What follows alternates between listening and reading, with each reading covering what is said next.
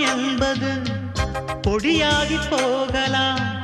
பொன்னாரமே நம் காதலு பூலோகம் தாண்டி வாழலாம். ஆகாயம் என்பது இல்லாமல் போகலாம். ஆனால் நம் நேசமே ஆகாயம் தாண்டி வாழலாம். கண்ணீரில் ஈரமாகி கரையாச்சு காதலே. கரை மாற்றி நாமும் மெல்ல கரையேற வேண்டுமே. நாளை வரும் காலம் நம்மை கொண்டாடுமே.